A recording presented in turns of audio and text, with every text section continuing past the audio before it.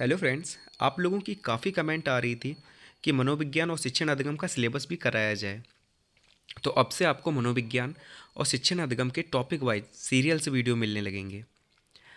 आज हम बात शिक्षण अधिगम के पहले टॉपिक की करेंगे, जिसमें बात शिक्षा, शिक्षण और संप्रेषण की करेंगे।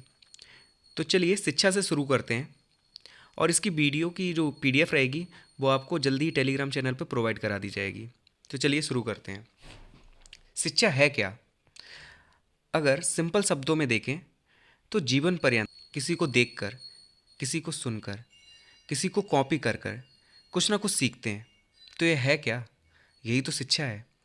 आप यूट्यूब पर मुझसे कुछ सीख रहे हैं, तो यह भी क्या है? यह भी शिक्षा है। अब हम शिक्षा का बेसिक समझते हैं। जो शिक्षा शब्द है, ये संस्कृत के शिक्ष धातु में आ प्रत्यय लगने से बना है। ठीक है। शिक्षा का अर्थ होता है सीखना या सिखाना। अगर हम अंग्रेजी भाषा में जाएं तो शिक्षा शब्द को अंग्रेजी में एजुकेशन बोलते हैं। ठीक है। और जो एजुकेशन शब्द है वो लैटिन भाषा के शब्द एजुकेटम से बना है, जिसका अर्थ होता है अंदर से आगे बढ़ना। ठीक है।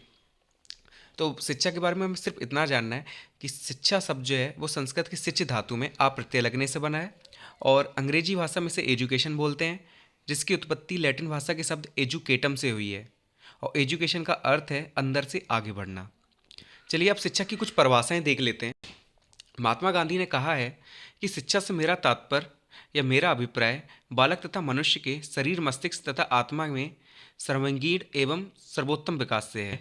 इसमें आपको तीन चीज़ें याद रखनी है: शरीर, मस्तिष्क एवं आत्मा। क्योंकि महात्मा गांधी ने शिक्षा को बताया कि शिक्षा का अर्थ उन सर्वश्रेष्ठ गुणों को विकसित करना माना गया है जो बालक तथा मनुष्य के शरीर, मस्तिष्क और आत्मा में विद्यमान है। ठीक है, ये महात्मा गांधी की डेफिनेशन थी। अब हम अरस्तु की डेफिनेशन देख लेते हैं। अरस्तु ने कहा है कि स्वस्थ शरीर में स्वस्थ मस्तिष्क का निर्माण करना ही शिक्षा है। मतलब अगर दूसरे वे में देखें तो शिक्षा स्वस्थ शरीर में स्वस्थ मस्तिष्क का निर्माण करती है। ठीक है, ये दो डेफिनेशन है जो काफ़ी इंपॉर्टेंट हैं, जो डीएलएड में काफ़ी बार पूछी भी गई हैं। तो आप इन दोनों को अच्छे से याद रखें। अब हम इकाई फर्स्ट पढ़ेंगे, शिक्षण तथा संप्रेषण, टीचिंग एंड कम्युनिकेशन। तो शिक्षण क्या होता है? शिक्षण का अर्थ है सीख देना, सिखाना या ज्ञान देना। मतलब एक ऐसी प्रक्रिया जिसमें एक व्यक्ति दूसरे व्यक्ति को कुछ ना कुछ सिखाता है। ठीक है, दूसरा ज्ञान प्राप्त करता है और एक होता है जो ज्ञान प्रदान करता है। ठीक है, तो ये शिक्षण है। यह शिक्षक और शिक्षार्थी की उपस्थिति में संपन्न होने वाली अंतःक्रिया है। इस अंतःक्रिया का माध्यम पाठ वस्तु होती है। मतलब पाठ वस्तु एक ऐसी चीज़ है जिसे सिखाया जाता है। ठीक है, जिसमें शिक्षक होता है, वो शिक्षार्थी को ज्ञान प्रदान करता है पाठ वस्तु के माध्यम से। शिक्षण मुख्यतः तीन आयामों पर टिका है: शिक्षक, शिक्षार्थी और पाठ्यक्रम। ठीक है, अगर इन तीनों आयामों में से एक भी नहीं होगा तो शिक्षण कार्य संपन्न नहीं हो सकता। ठीक है, तो शिक्षक मुख्यतः तीन आयामों पर टिका है: शिक्षक, शिक्षार्थी और पाठ्यक्रम। अब एक नोट करने वाली जो चीज़ है वो यह है कि शिक्षण दो ध्रुवीय प्रक्रिया है। ये मतलब एक व्यक्ति थे एडम्स और रॉस, दो लोग हैं, एक एडम्स है एक रॉस है। इन्होंने शिक्षण को दो ध्रुवीय प्रक्रिया बताया है। ठीक है, तो ये एग्जाम में पूछा जाता है तो इसे आप याद रखिएगा। लेकिन शिक्षण को त्रिध्रुवीय प्रक्रिया किसने बताया? तो उनका नाम है जॉन डीबी। ठीक है, जॉन डीबी पहले व्यक्ति थे, इन्होंने शिक्षण को त्रिध्रुवीय प्रक्रिया बताया था। मतलब दो ध्रुवीय प्रक्रिया में पहला जो ध्रुव था वो शिक्षक था और दूसरा शिक्षार्थी था। जबकि जब जॉन डीबी आए, इन्होंने एक और ध्रुव उसमें डाला जिसका नाम था पाठ्यक्रम।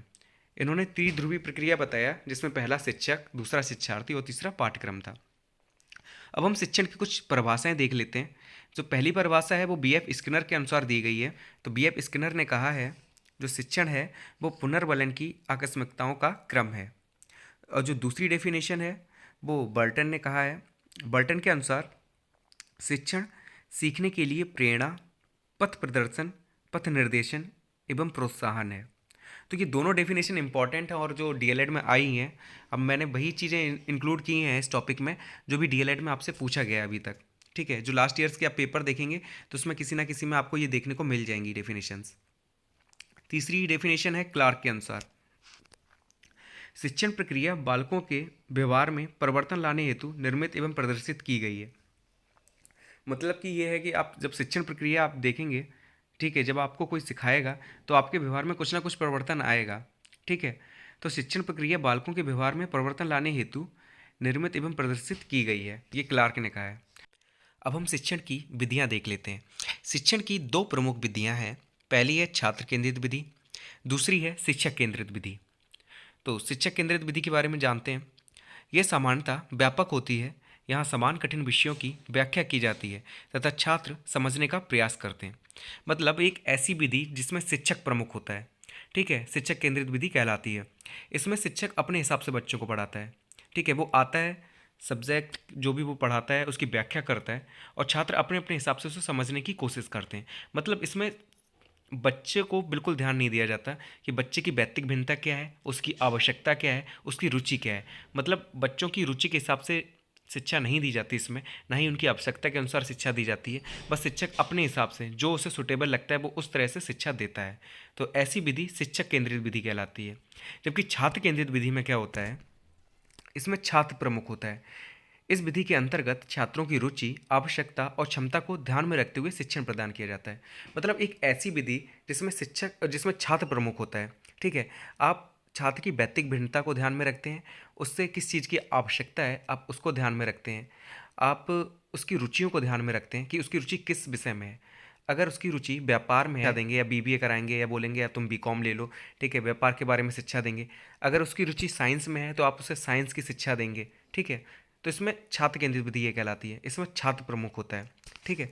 तो ये दो विधियां हैं जो कई बार एग्जाम में पूछी जाती हैं कि छात्र केंद्रित विधि क्या होती है, एक नंबर में आपसे पूछ लेगा तो आपको ये बताना पड़ेगा, ठीक है। अब हम शिक्षण के उद्देश्य देख लेते हैं कि शिक्षण के क्या क्या उद्देश्य हैं।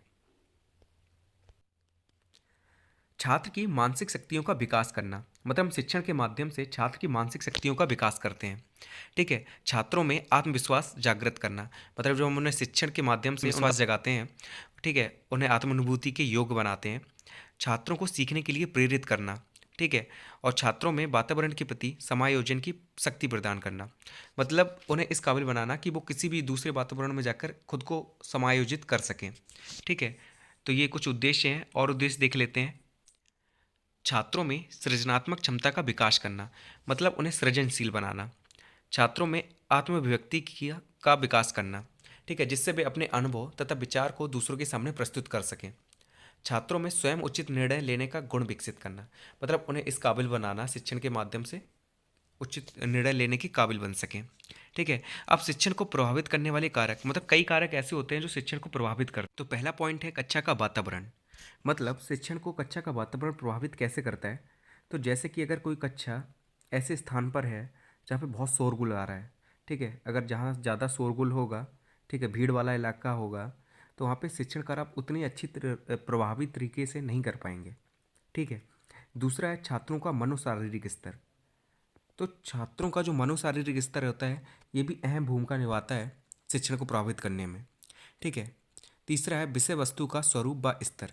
अगर विषय वस्तु का स्वरूप, अगर मान लीजिए विषय वस्तु थोड़ा कठिन है, ठीक है, तो शिक्षण कार्य उतने अच्छे से आप नहीं कर पाएंगे। लेकिन अगर विषय वस्तु का स्वरूप सरल है, ठीक है, तो आप शिक्षण को उतने ही प्रभावी तरीके से कर सकते हैं। फिर है बाल केंद्रितता व शिक्षण प्रविधि।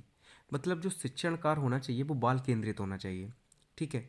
और जो शिक्षण प्रविधि अगर आप सही यूज़ करेंगे तो आप शिक्षण को अच्छे और प्रभावी ढंग से कर सकते हैं। जैसे कि कई शिक्षण सूत्र होते हैं, आपको सही समय पर सही सूत्र अगर आप लगाते हैं तो शिक्षण का प्रभावी होता है, जैसे कि सरल से कठिन की ओर, ठीक है। तो ये एक शिक्षण प्रविधि है जिससे आप शिक्षण को थोड़ा प्रभावी बना सकते हैं। अगर आप बच्चे को कठिन से सरल की ओर लेके जाएंगे तो बच्चा उसे चीज़ें अच्छे से समझ में नहीं आएंगी। नेक्स्ट पॉइंट है व्यक्तिगत भिन्नता। अब ये व्यक्तिगत भिन्नता क्या होती है जो शिक्षण को प्रभावित करती है। तो किन्हीं दो व्यक्तियों का परस्पर एक सा ना होना व्यक्तिगत भिन्नता कहलाता है। अब ये व्यक्तिगत भिन्नता कैसे हम लोग देखेंगे, तो कोई शारीरिक रूप से हम व्यक्तिगत भिन्नता को देख सकते हैं। कोई छोटा है, कोई मोटा है, कोई पतला है, ठीक है, कोई काला है, कोई गोरा है, तो ये शारीरिक रूप से व्यक्तिगत भिन्नता होगी। बौद्धिक रूप से अलग अलग बुद्धि स्तर के लोग होते हैं, ठीक है, कोई कमज़ोर होता है, कोई बहुत ज़्यादा होशियार होता है, ठीक है, कोई अंतर्मुखी होता है, कोई बहिर्मुखी होता है। तो कई तरीके से व्यक्तिगत भिन्नता होती है, तो इनको ध्यान में रखते हुए शिक्षण कार्य पूरा करना चाहिए, ठीक है। तो शिक्षक को इन चीज़ों का ध्यान रखना है कि किस बुद्धि स्तर का छात्र है उसे उसी तरह पढ़ाएं, ठीक है। अगर वैसे नहीं पढ़ाएंगे तो शिक्षण कार्य प्रभावित होगा। नेक्स्ट पॉइंट है शिक्षण क्रिया का नियोजन। ठीक है। तो शिक्षण कार्य हम एक प्लानिंग के तहत ही पूरा कर सकते हैं। अगर हम प्लानिंग नहीं करेंगे किसी चीज़ की तो शिक्षण कार्य प्रभावित होता है। ठीक है, तो ये आज का टॉपिक था आपका शिक्षण, जिसमें इस वीडियो में मैंने कंप्लीट कर दिया है। आपका जो नेक्स्ट टॉपिक होगा वो होगा संप्रेषण, कम्युनिकेशन, जिसे मैं नेक्स्ट वीडियो में कंप्लीट कर दूंगा। ठीक है, तो ये नेक्स्ट वीडियो में आपका ये कंप्लीट करा दिया जाएगा, क्योंकि वीडियो काफ़ी बड़ी हो जाएगी।